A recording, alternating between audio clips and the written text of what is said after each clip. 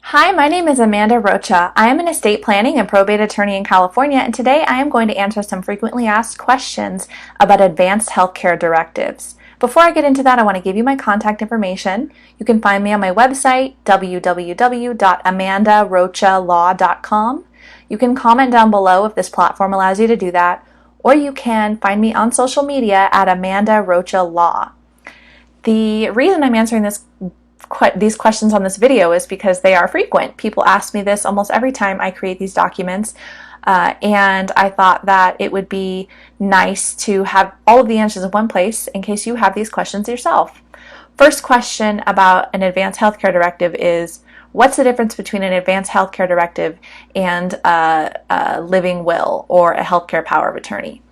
Well, in California, we call it an advanced healthcare directive. It's actually a combination of those other two documents, a living will and a healthcare power of attorney.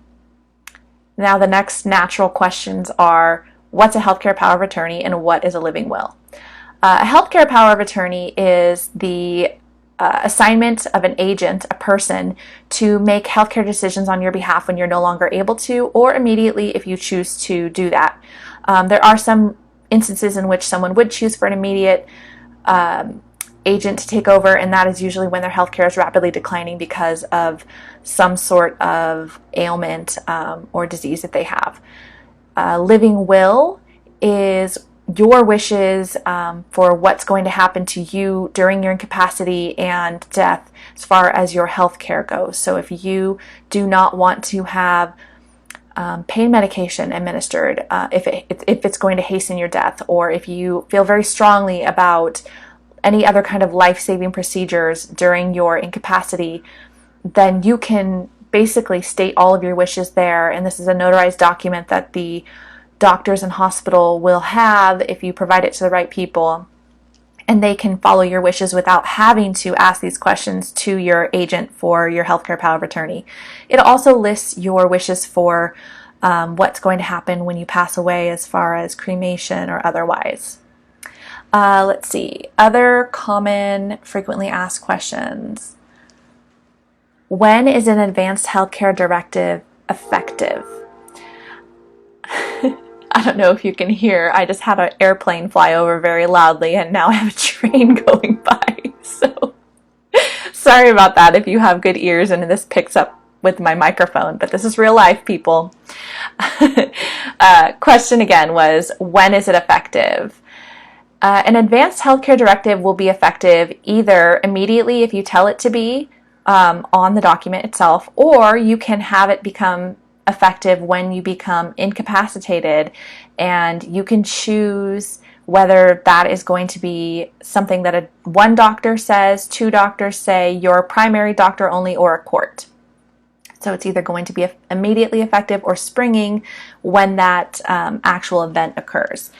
And the next frequently asked question is, what powers does this agent have healthcare-wise? And somebody else asked, can they quote-unquote pull the plug on you? And this is also related, can they change your burial wishes? So the powers that you're granting to this person are going to be dependent upon the document. If you only want them to be able to make certain decisions, then you can say that. You actually, if you have your living will filled out, which is included in this document, then they can't go against your wishes unless there's some reason why your wishes could not be followed through, and that's rare that would ever happen.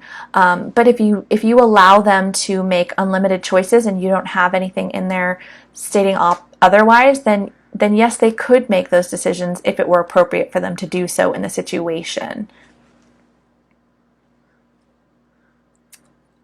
Is an advanced healthcare directive, does it last forever once it becomes effective? No, it would not last forever. It would only last as long as you're incapacitated.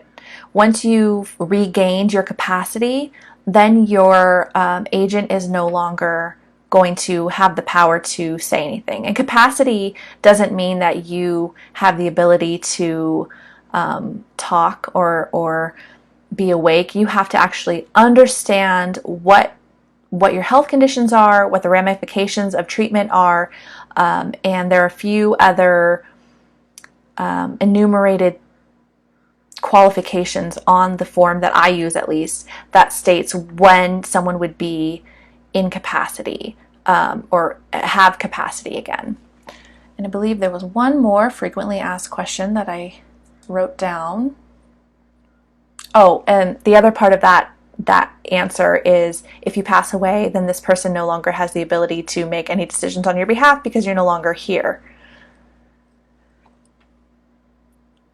And that's it. That's all I had for the frequently asked questions. So if you have another question, please feel free to send it to me. You can comment down below if this platform allows you to do that. You can call me, you can email me, you can find my information on my website, www.amandarocalaw.com, or you can find me on social media at Amanda Rocha Law. Thank you.